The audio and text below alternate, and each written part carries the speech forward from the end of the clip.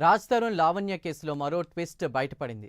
తాను తీవ్రమైన ఒత్తిడికి గురికావడం వల్లే ఆత్మహత్య చేసుకోవాలని అనుకున్నానంటూ కూడా ఆమె తెలిపారు. ఇక తనకు తెలియకుండానే డీజీపీకి కేసు టేకప్ చేస్తానని లాయర్ రాజేష్ తనను ఇబ్బంది పెడుతున్నాడని ఆవేదన వ్యక్తం చేశారు.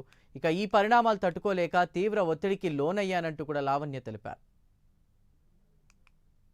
తట్టుకోలేకపోతున్నాను. దీనికి తోడు ఈ లాయర్ నిన్న మాట్లాడిన మాటలకి వాళ్ళ పేరెంట్స్ అప్రోచ్ అయ్యారంట. మరి వాళ్ళ పేరెంట్స్ త్రూ చూస్తున్న లాయర్ మరి నాకు ఎందుకు నిన్న మాట్లాడారు, ఇవాళ పొద్దున సపోర్ట్ ఎందుకు లెటర్ నన్ను సేవ్ చేయాలని మాట్లాడారు, ఇప్పుడు ఇందాక వీడియోలో మరి నన్ను తిడుతూ మాట్లాడుతున్నారు.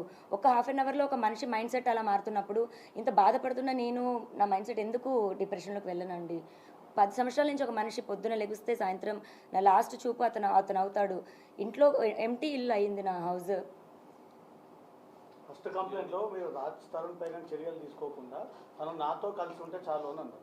సెకండ్ కంప్లైంట్లో తను నన్ను ఇల్లీగల్గా ఇట్లా వాడుకుని వదిలేస్తాడు అంటున్నారు. ఇప్పుడు కూడా మీరు రాజ్ తరుణ్తో కలిసి ఉండాలని అంటున్నారు, మళ్ళీ పోలీస్ కేసులు పెడతా ఉన్నారు.